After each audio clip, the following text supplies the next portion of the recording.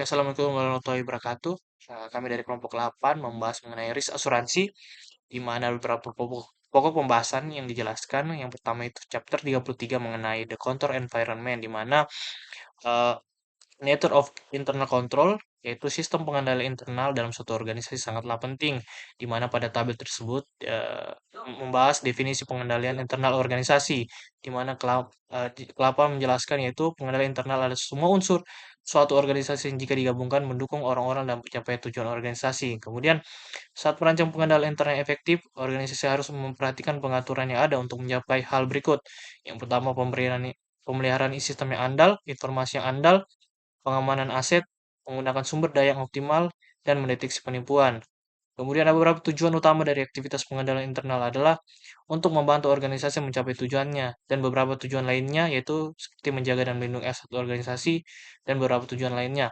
Kemudian pada purpose sendiri tersebut menjelaskan bahwa kerangka kristal pengendalian atau dikenal sebagai KOKO yang diproduksi oleh Institut Angkutan Publik Kanada di situ bertujuan untuk mengukur kualitas lingkungan pengendalian dalam suatu organisasi, di mana pada gambar di atas menjelaskan gambar kriteria pengendalian KOKO tersebut.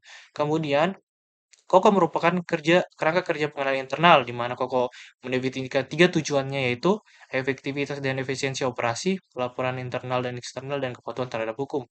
Kemudian terdapat perbedaan yang signifikan antara pengendalian internal KOSU dan KOKO, di mana slide menjelaskan bahwa Koko lebih eksplisit tentang isu-isu berikut, yaitu identifikasi kebutuhan atau memanfaatkan peluang, mitigasi kelemahan, pentingnya kepercayaan individu terhadap kualitas lingkungan pengendalian, dan terakhir kebutuhan untuk menantang asumsi secara berkala. Kemudian dijelaskan pada slide berikutnya yaitu komponen budaya risiko yang baik, di mana budaya risiko yang baik hendaknya menekankan pentingnya eh, yang pertama keseimbangan risiko imbalan, kemudian sistem pengendalian efektif yang sepadan dengan skala kompleksitas, kualitas model risiko, dan yang terakhir semua pelanggaran batas, penyimpangan dan lain-lain. Komponen pertama dari kerangka kokoh berkaitan dengan penetapan dan komunikasi, kemudian mengenai komitmen, kapabilitas yang ketiga, dan yang terakhir pemantauan dan pembelajaran. Kemudian mengevaluasi lingkungan pengendalian di situ dijelaskan pada Canada Post Corporation, ada beberapa hal, kepemimpinan, perencanaan, fokus pelanggan, manajemen proses, kemitraan, kinerja bisnis, dan yang terakhir perbaikan berkelanjutan. Kemudian pada slide yang terakhir di situ menjelaskan good safety culture atau memastikan budaya sadar risiko dalam organisasi sangatlah penting. Ini juga dijelaskan mencapai semua anggota, staf, dan manajemen memahami dan menerima pentingnya manajemen risiko yang memadai. Mungkin itu saja saya serahkan ke rekan saya.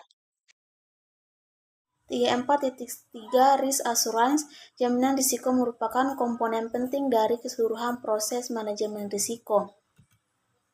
Ketika sebuah perusahaan berencana meminjam lebih banyak uang dari bank, perusahaan tersebut mungkin diminta untuk menunjukkan bagaimana Dewan Dirensi memperoleh jaminan bahwa pengelolaan risiko yang signifikan sudah memuaskan.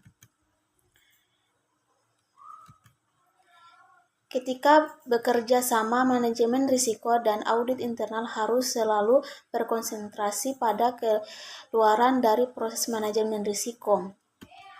Keluaran yang dibutuhkan dari manajemen risiko atau audit internal dapat diringkas sebagai pemenuhan kewajiban pemberian jaminan, dukungan, dan pengambilan keputusan. 34.5 Control Risk Self-Assessment.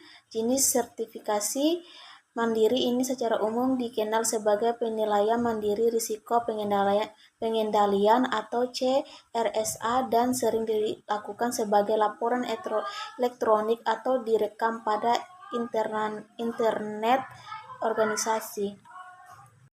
Baik, selanjutnya yaitu internal audit activity. Scope of internal audit. Perlu ada hubungan kerja yang erat antara manajemen risiko dan audit internal. Tanggung jawab yang diberikan kepada masing-masing fungsi ini akan bervariasi menurut sifat, jenis, dan ukuran organisasi. Harapan pengendalian internal. Pengendalian internal yang baik mengurangi tetapi tidak dapat menghilangkan kemungkinan terjadinya kesalahan penilaian dan pengambilan keputusan, kesalahan manusia, proses pengendalian yang sengaja dielakkan oleh karyawan dan orang lain, manajemen yang mengakibatkan pengendalian dan terjadinya keadaan yang tidak dapat diramalkan. Pengendalian keuangan internal dalam lembaga amal. Kontrol keuangan internal hanyalah Itu bagian dari keseluruhan kerangka kontrol lembaga amal.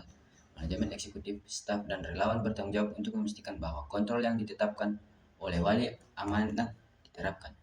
Harus ada budaya kontrol yang tertanam dalam operasi organisasi. Budaya ini diciptakan oleh wali amanat dan manajemen senior yang harus memimpin dengan memberi contoh dalam mematuhi kontrol keuangan internal dan praktik yang baik. Jika pengendalian tidak efektif dan efisien, pengendalian tersebut perlu dimodifikasi. Ini adalah area lain di mana manajemen risiko dan audit internal berbagi keahlian. Meskipun pembahasan tentang pengendalian ini dapat difasilitasi oleh manajemen risiko dan audit internal, keputusan akhir tentang pengendalian dan efektivitas yang diharapkan harus dibuat oleh anggota manajemen lini yang bertanggung jawab atas pengendalian tersebut. Dalam banyak hal, kerja lapangan merupakan bagian terpenting dari pelaksanaan audit. Auditor mungkin perlu mengunjungi lokasi termasuk lokasi pemasok jika audit terkait dengan rantai pasokan. Tujuan kerja lapangan adalah untuk memahami risiko dan pengendalian yang diterapkan untuk mengendali risiko tersebut. Pengujian pengendalian kemudian akan dilakukan untuk memastikan efisiensi dan efektivitas pengendalian yang diterapkan. Di banyak organisasi besar, hubungan kerja antara manajemen risiko dan audit internal bisa jadi sulit. Peran utama manajemen dapat dibagi menjadi 3 lapisan. Manajemen puncak, yaitu direktur, manajemen menengah, manajer, dan staf atau karyawan. Bab 36 Reporting on Risk Management. Risk Reporting. Ada berbagai macam dokumentasi manajemen risiko yang relevan dengan aktivitas manajemen risiko, yang mencantumkan jenis dokumentasi manajemen risiko yang mungkin diperlukan sebagai berikut. Yang pertama, administrasi manajemen risiko rencana, respon dan perbaikan risiko laporan, rekomendasi kejadian laporan kinerja, dan risiko dan sertifikasi. Manual manajemen risiko harus menjelaskan lingkungan pengendalian atau budaya risiko. Biasanya manual ini akan mencakup berbagai informasi seperti yang ditetapkan dalam keempat kategori laporan yang disebutkan di atas, dan dapat dicirikan sebagai prosedur yang ditetapkan, rencana tindakan, laporan insiden, dan laporan kinerja, yang membahas prosedur yang ditetapkan secara terperinci saat menjelaskan isi manual manajemen risiko. Rencana tindakan, terutama yang tertanam dalam daftar risiko, bersama dengan rekomendasi yang berasal dari laporan insiden, akan membantu menjaga manajemen risiko sebagai serangkaian kegiatan yang dinamis dalam organisasi. Misalnya, mungkin ada persyaratan khusus yang berlaku seperti Undang-Undang Sarbanes-Oxley saat suatu organisasi terdaftar di Bursa Efek, yaitu Bursa Efek New York. Namun, organisasi tersebut juga terdaftar di Bursa Efek lain dengan persyaratan yang berbeda. Selain itu, organisasi tersebut mungkin memiliki anak perusahaan yang terdaftar sebagai badan amal atau beroperasi sebagai misalnya perusahaan asuransi, mungkin perusahaan asuransi tanggungan. Laporan kinerja sertifikasi risiko mencakup laporan manajemen operasional serta deklarasi yang lebih formal dan laporan tersertifikasi kepada para pemangku kepentingan. Dalam kasus tertentu, sertifikasi hasil keuangan operasi organisasi akan dilakukan sebagai pengesahan formal oleh pihak ketiga. Biasanya pengesahan pihak ketiga ini akan dilakukan oleh auditor eksternal. Pengesahan tertulis tersebut juga akan mencakup evaluasi efektivitas aktivitas pengendalian yang terkait dengan pelaporan keuangan. Demikian, billahi taufiq wal hidayah. Wassalamualaikum warahmatullahi wabarakatuh.